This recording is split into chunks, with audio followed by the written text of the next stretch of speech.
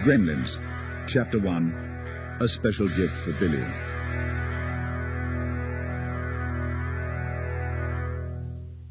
Mr. Peltzer always had trouble looking for his son's Christmas present.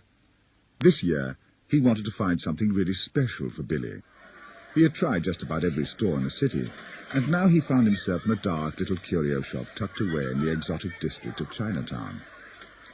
"I'd like to get him something really different," Mr. Peltzer explained to the ancient Chinese shop owner. But his voice trailed away as he heard a strange chirping laugh coming from the back of the shop. "What on earth was that? Can I look?"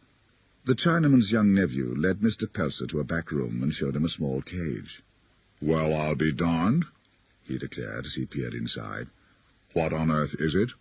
"It is Mogwai," said the Chinaman. The little creature peered back at Mr. Peltzer and grinned. "I'll take him," he announced. "I'll give you $100. "Mogwai, not for sale." "Oh, come on. How much do you want for him? Here, take 200. "No. Mogwai not like other animals. With Mogwai comes much responsibility. He is not for sale at any price." The Chinaman stood firm, and Mr. Peltzer left the shop empty-handed.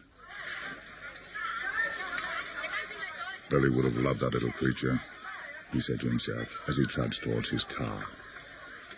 "Hey, mister!" Psst. Mr. Peltzer swung round. The Chinaman's nephew stood on the pavement, a carved wooden box in his hand. "You take Mogwai. We need money badly." And he held out the box. "But wait. There are 3 rules you must promise to follow. Number 1, never expose Mogwai to light. Daylight kills. Number 2, always keep him away from water. And the most important rule of all, no matter how much he cries, no matter how much he begs, never feed him after midnight." Mr. Peltzer just smiled and took the box. Billy's father had found him a very unusual present. Back in the little town of Kingston Falls, Billy was having a bad day. He'd recently got a job in the local bank, but he had to admit things weren't going too well at work. It started off as one of those mornings when his dog Barney just refused to be left at home. Then, when Billy tried to start his old car, the engine coughed, spluttered, and died. "Want a lift?" It was a neighbor, Mr. Futterman, driving the snowplow. "Gremlins," he announced, as Billy and Barney jumped up beside him. "Eh?" "Gremlins. Seriously. When things go wrong, it's them that's responsible. They gets in the works and makes mischief. That's why your car won't start." Billy grinned. Mr. Futterman had such funny ideas. Billy was late for work. He crept in and stowed Barney away behind the desk. His girlfriend, Kate, who worked at the bank too, offered a sympathetic smile as the chief cashier gave him a rocket about his lateness. And if that wasn't enough, later in the morning, Billy had to deal with Mrs. Deagle, the bank's most difficult customer, and Kingston Falls' most unpopular resident. She was a sour, rich old woman who owned half the town. But pity anyone who lived in a Deagle property. She was just about the most grasping landlord you could imagine. As she pushed her way to the front of the queue, Billy couldn't help grinning, because under her arm was tucked a snowman's head. "Look what your wretched pet has done to my snowman statue. That dog rampages everywhere, and now it's smashed this." "Mrs. Deagle," Billy stammered, "I'm sure Barney had nothing to do with it." "I know better. I want that dog, and when I'm through with him, he'll know who's boss." Her mean little eyes gleamed with rage. Barney had had enough. Out he leapt from behind a counter and gave Mrs. Deagle his fiercest growl. There was instant chaos. Mrs. Deagle screamed and pretended to faint. Barney rushed round the bank in panic, and the rest of the customers either yelled or laughed. But the manager was not amused. Mrs. Deagle was a valuable customer. "Get that dog out of here, Peltzer, and if you ever bring him in here again, you can get out too, for good." Billy was pretty depressed by the time he got home. "Hi, Mum. You wouldn't believe what an awful day I've had." "Never mind," said his mother soothingly. "Your father will be back from his trip any minute now." The sound of the key in the door told them that Mr. Peltzer had finally arrived. "Ho, ho, ho," he called from the hall. He was in a jovial mood, his arms weighed down with packages. "What have you got there, Dad?" "An early Christmas present for you. Here, open it. It won't wait. But let's turn the lights down a little first." Ripping open the parcel, Billy lifted the lid of the box and peered inside. A pair of bright, inquisitive eyes stared back at him. Then 2 paws appeared over the side of the box, and a furry head popped up. "Wow! What is it?" asked Billy excitedly. "It's a Mogwai, the only one of its kind," said Mr. Peltzer proudly. "I call him Gizmo." Billy picked up the little creature to cuddle him, and Gizmo began to lick his face. "He's great," said Billy. "Hey, stop that, Gizmo. You're tickling me." "One thing," said Mr. Peltzer. "There are 3 rules, and I guess we're supposed to take them seriously." And he went on to outline what the Chinese boy had told him. "You got that, son?" "Well, my room upstairs will be perfect. It's pretty dark, and he can't get at food or water." So Billy took his new pet upstairs. "Okay, Gizmo, make yourself at home." Uncertainly at first, the Mogwai began to investigate his surroundings. But gradually he found all kinds of exciting things to do. He looked at all of Billy's paintings, then read a whole collection of 3D comics, and watched TV. It didn't take him long to learn how to change the channels. Barney sniffed around and decided the new addition to the family was all right. The biggest surprise was when Gizmo turned out to be musical. Billy was quite delighted as he saw the Mogwai make up a little tune on the electric organ and hum along to it. He popped a big red Santa hat on Gizmo's head and showed him the mirror. But Billy had forgotten about the lights. The mirror caught the full reflection of a lamp, and it flashed right into Gizmo's eyes. With a screech of pain, he toppled over backwards. "Poor Giz. There, I'll fix you up." And Billy took him to the bathroom to bandage his injured head. Later that night, Gizmo slept peacefully, curled next to Billy in bed.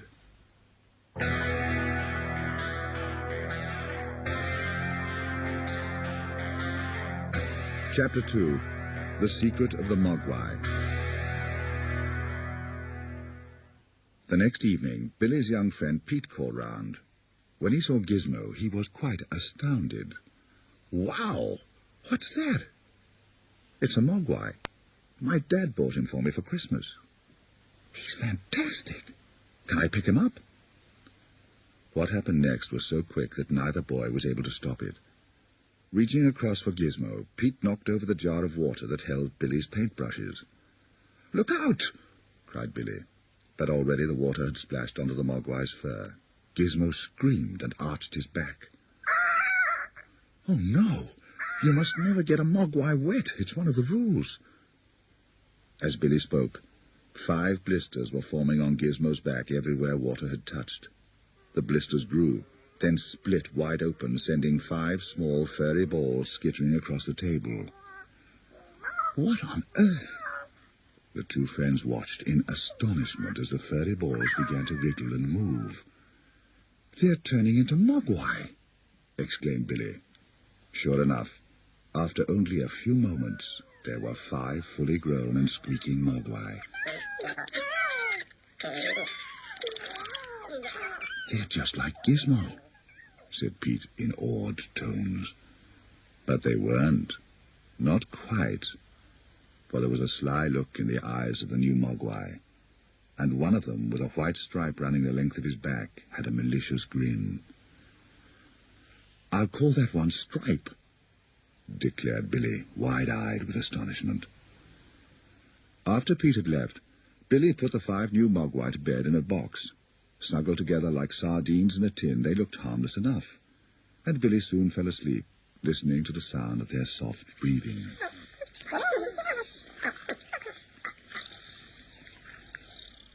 He was woken by a noise. It was Barney, whining and whimpering. But where on earth was he? Billy made his way downstairs. The sound was coming from the front porch. When he opened the door, he could hardly believe his eyes. There was poor Barney strung up in the Christmas fairy lights, half strangled and freezing in the bitter cold. Billy hurriedly cut down the dog and made sure he was all right. But meanwhile his mind was racing. Who could have done this? And why? Mrs. Deagle. She'd threatened to get even with Barney. It had to be her. But just for one moment, as he brought poor Barney into the warmth, Billy's thoughts flashed to the 5 little Mogwai sleeping so innocently upstairs. "I don't mind you having one, Billy, but 6, his mother said the following morning. "They'll have to be found homes." "Oh, Mum, they're a rare species. They may be valuable. Pete and I are going to take one to Mr. Hanson, the biology teacher at school, and see what he thinks." "Okay," said Mr. Peltzer, "but let's not leave it too long. If they multiply when they touch a drop of water, the world could soon be crawling with these things." Mr. Hanson was alone in the lab when Billy and Pete arrived. "Let's see this amazing creature, then," said the teacher.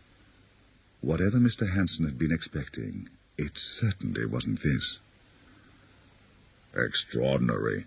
Remarkable," he muttered, as he examined the Mogwai. "And they are able to multiply very quickly, you say?" "Yes. Watch." Billy dripped one drop of water onto the creature's fur. Sure enough, where the water fell, a blister formed. Then a furry ball popped out and turned into another Mogwai. "Leave this one with me, will you?" asked Mr. Hanson. "I'd like to carry out a few, tests." "Okay," said Billy. "But there are 3 rules. You already know about the water one. Also, never expose Mogwai to light, especially daylight. And never feed them after midnight." When Billy got home, he found that the new Mogwai had really settled in. What a mess! His room was in such a state it took him ages to clear up. Gizmo had been having a bad time with the mischievous newcomers and was very glad to see him. Billy was watching television when the 5 Mogwai began whimpering and clamoring for food. "But I fed you an hour ago," the boy said, amazed that the little creatures were able to eat so much. The electric clock read 11:40 p.m. "All right, then. There's just enough time for second helpings." He fetched more cold chicken from the fridge. Greedily, the Mogwai ate, all except Gizmo, who sleepily refused the food.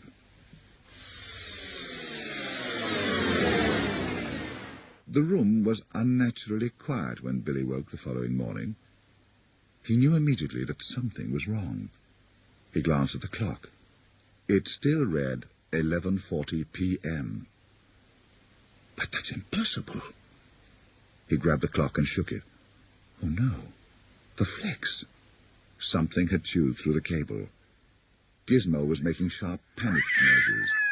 And there, on the floor of the bedroom, were 5 large, scaly pods, each one covered in a sticky membrane. Billy shuddered.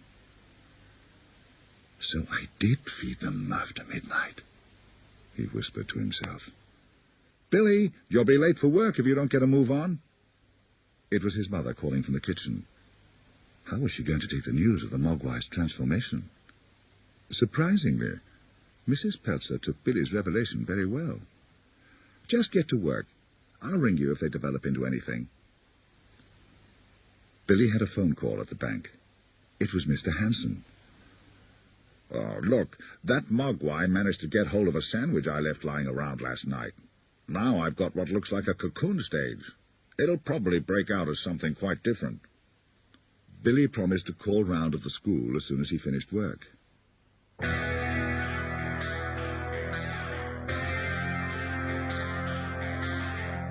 Chapter 3. Attacked by the Gremlins.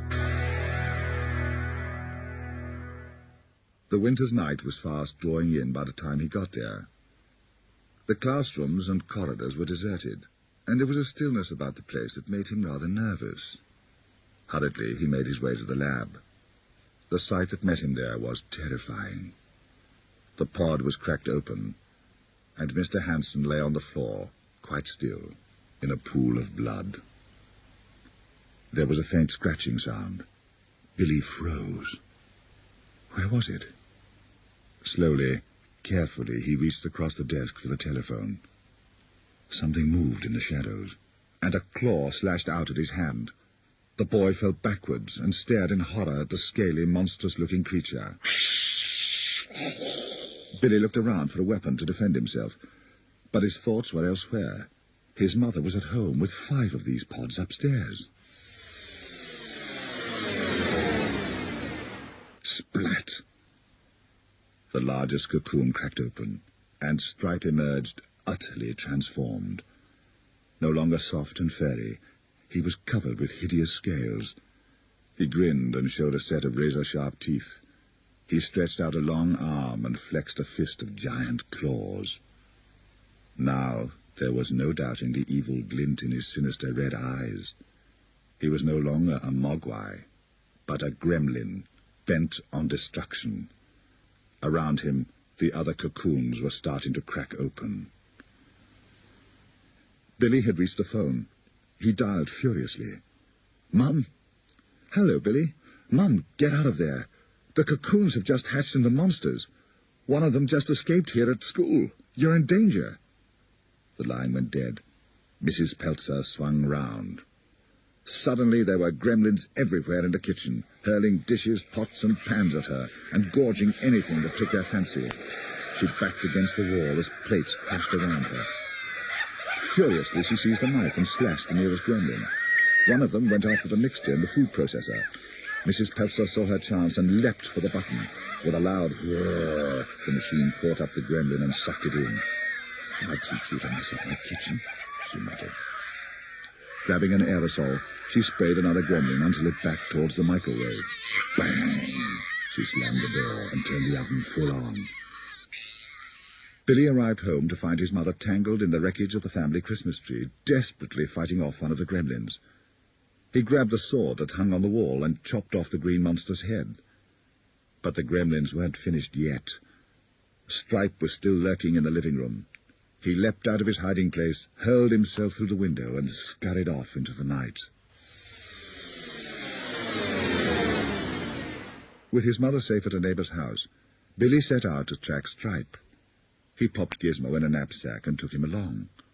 Snow lay thick on the ground, and from here and there he could hear the sound of carol singing. Thank goodness frozen water doesn't seem to have any effect on them, he thought. He followed Stripe's footprints down a side street. The gym!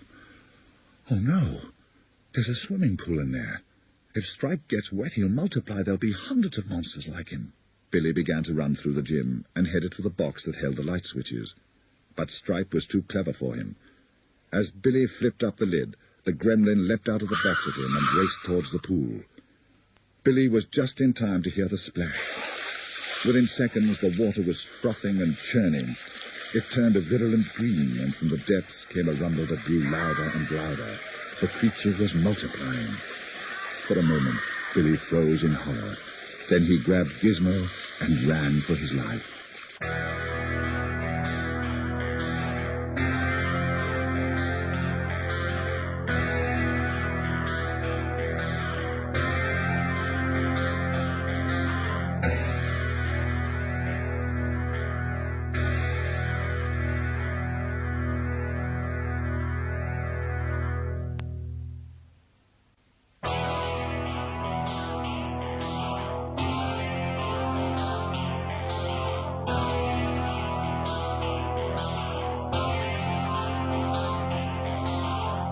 Chapter 4. The Gremlins Take Over. Kingston Falls was suddenly in chaos, and the little town felt like it was under siege as a series of horrific accidents paralyzed the population. The gremlins were everywhere. They cut cables and smashed windows. They broke all the traffic lights and caused the biggest pile-ups the town had ever known. At the Futterman's house, Mr. Futterman was about to discover real live gremlins. They were swinging from the TV aerial on his roof. "Darn it! What's wrong with this picture?" As the poor man stomped out to investigate, he heard his snowplow revving up. He couldn't believe his eyes as he saw it crash out through the garage door. The Gremlins were driving it right through the house.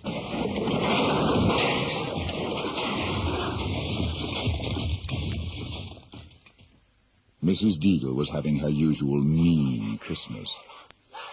The minute she heard the carol singers outside, she flung open the door to send them packing, but the words died in her throat. Outside the door were no school kids, but a bunch of monstrous creatures grinning up at her. "No, no, leave me alone!" she shrieked, and fled into the house. In panic, Mrs. Deagle tried to escape upstairs and headed for the electric chairlift on the staircase.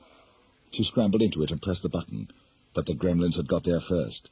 The chair raced out of control and flung Mrs. Deagle straight out of the window at the top of the stairs. Billy's girlfriend Kate was in the front line against the Gremlins. Over at Dory's pub where she worked in the evenings, about 50 Gremlins had taken over the bar, and a party was in progress.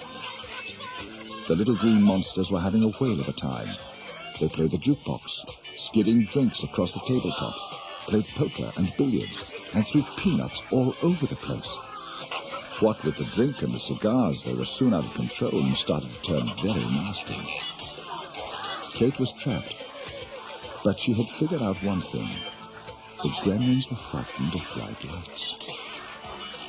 "I know Dory's got a camera around here somewhere," she muttered to herself as she rummaged behind the bar.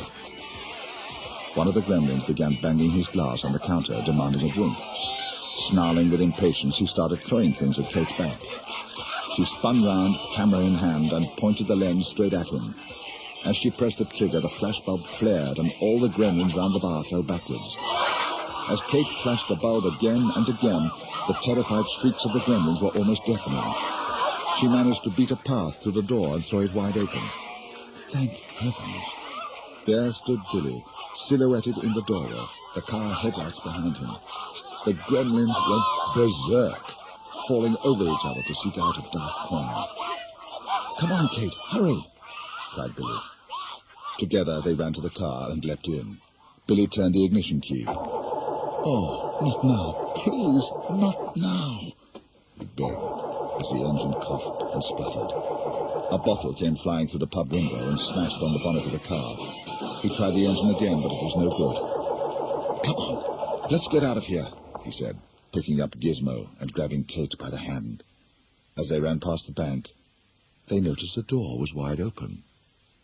"Look at the mess!" gasped Kate, surveying the shredded dollar notes, the overturned chairs and smashed windows. "I guess the Gremlins have been here too." "Where haven't they been?" sighed Billy miserably. "We could get some help if only the phones worked, but the Gremlins have cut the wires. What are we going to do?"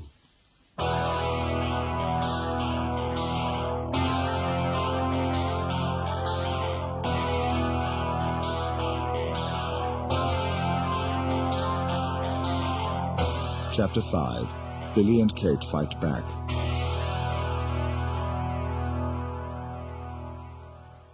As they stepped out into the street, Gizmo made one of his urgent little Mogwai noises and pointed across the square. Billy saw the footprints in the snow leading towards the town cinema. He looked up at the sky. The darkness was lifting, and dawn was breaking. "Of course! It's getting light now. Look at the sky, kid.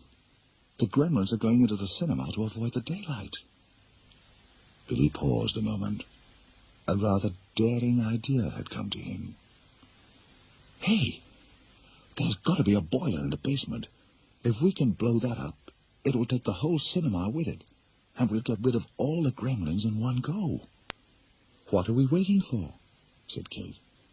And with Gizmo riding in the knapsack, they set out across the street and slipped into the cinema foyer. It was a mess, littered with crumpled sweet packets and spilt drinks, with rows of tickets that were sprayed about the room. From the auditorium came loud squeals and giggles. "They're in there," Billy whispered, and he went to peer inside. There were Gremlins bouncing up and down on the seats, gobbling sweets and popcorn. The rowdy monsters screeched and yelled until one of them managed to get the projector working. Then they settled down to enjoy the film. Billy gestured to Kate, and together they crept down to the basement. Working quickly, he turned on the gas jets of the boiler, and the room began to fill with gas. Right. When I say run, get going. Billy lit a rag and threw it into a corner. Run! He shouted. They got out of the cinema and across the street just as the boiler blew with an explosion that could be heard right across town. All the streets were lit up as a ball of flame shot in the air. Nothing could survive that. You did it, Billy. You did it, cried Kate, giving him a hug. We did it, said Billy. The three of us. Surely that's the end of them now.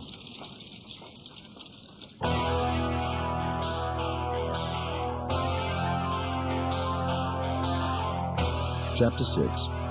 The Last Gremlin.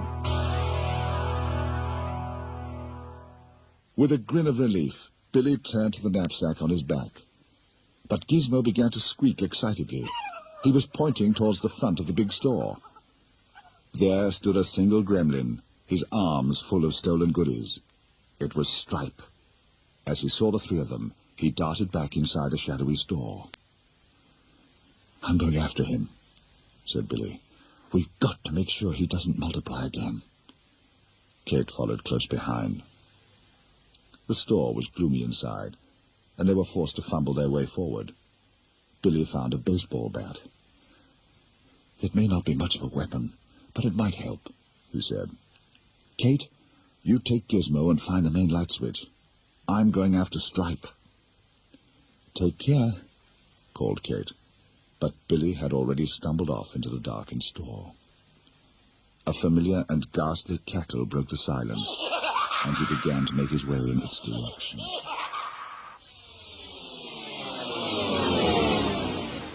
Something whizzed through the air, only narrowly missing Billy's head. Stripe was hurling hammers, spanners, cans of paint, and anything he could get his hands on. Billy ducked behind a display stand, which was swiftly demolished under the barrage. Then there was almost silence. Billy could hear the evil gremlin's rasping breath, but he couldn't see him. Please let Kate find the lights, he whispered to himself. Billy moved on, unaware that he was walking into a deadly ambush. Stripe had picked up a bow and arrows from the sports department, and from his hiding place he had a perfect view for a shot. He raised the bow and took aim at Billy's back. Kate had managed to locate the panel that controlled the store's electrics, but there were so many switches and buttons she didn't know which to press. She flicked them on and off at random, hoping to hit the right one by chance. She only succeeded in activating the pre-recorded address system. Ladies and gentlemen, a loud voice announced, the store will be closing in 10 minutes. Down below, Stripe screeched with surprise as the voice boomed out at him, and his first arrow went off wide. Billy swung round and dived to avoid the hail of arrows that followed. Once again, Kate had saved him. The section light lit up the scene, and Stripe dropped the bow. He fled, shrieking, in search of the dark. Wounded and bleeding from his arm, Billy staggered after Stripe into the garden department. It was still in darkness. But what now? A sharp whining noise made him turn quickly, and to his horror he saw the giggling Stripe advance with a vicious-looking chainsaw in his hand. Billy backed away and tripped. He flung up the baseball bat as Stripe attacked, but he knew he couldn't hold him off for long.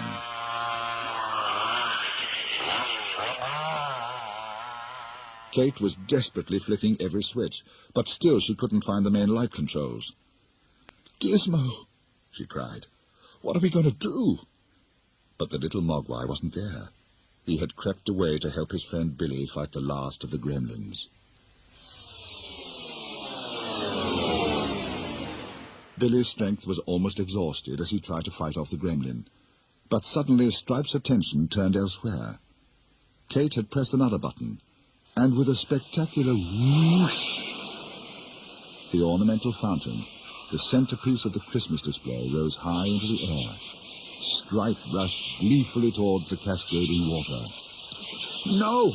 No!" yelled Billy.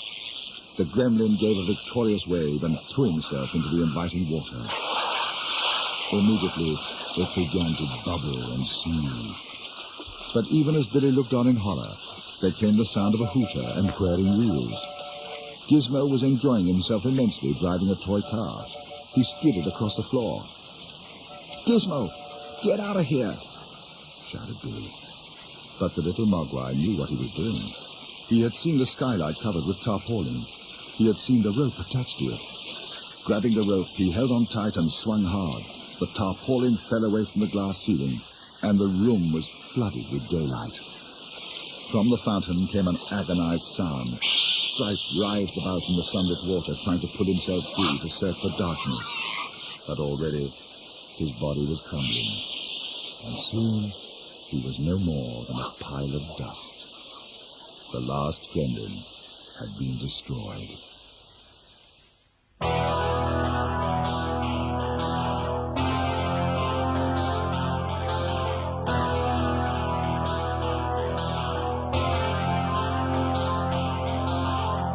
Chapter 7. Gizmo Says Goodbye. It was Boxing Day. In the Peltzers' living room, Gizmo lay wrapped in a blanket on the sofa. Billy, his arm in a sling, was tending the little Mogwai. "Is he going to be all right?" asked Kate, who had arrived to see how the wounded were getting on. "Yes, he's not badly hurt," replied Billy, as he took the Mogwai's temperature. "Dear Gizmo," said Kate, and she gave him a hug. "If it hadn't been for you, I shudder to think what might have happened." "He was very brave," agreed Mrs. Peltzer. Gizmo was snuggling down happily under the blanket when something made him stop and prick up his ears. Suddenly Billy turned, and there stood the ancient Chinaman, his kindly face stern and troubled. The moment Gizmo saw him, he began to chirp with excitement. The old man bent to pick him up and held him affectionately. He addressed Mr. Peltzer. "You know why I come?" Mr. Peltzer could guess. "For Gizmo?" "For Mogwai," said the Chinaman. "I warned you that with the ownership of this creature comes great responsibility. You didn't listen. You people are not yet ready. I take him back." "Now, hang on a minute," protested Mr. Peltzer. "He's right, Dad," interrupted Billy. "Just think of all the trouble that's been caused because I failed to abide by the 3 rules. Gizmo looked sadly into the boy's eyes, and Billy hugged his pet for the last time. Then the Chinaman gently placed the Mogwai in a box, and bowing courteously started to leave. But as he did so, Gizmo made a new sound. It was a strange little voice, but it said quite clearly, "Bye, Billy." The Chinaman looked up in surprise.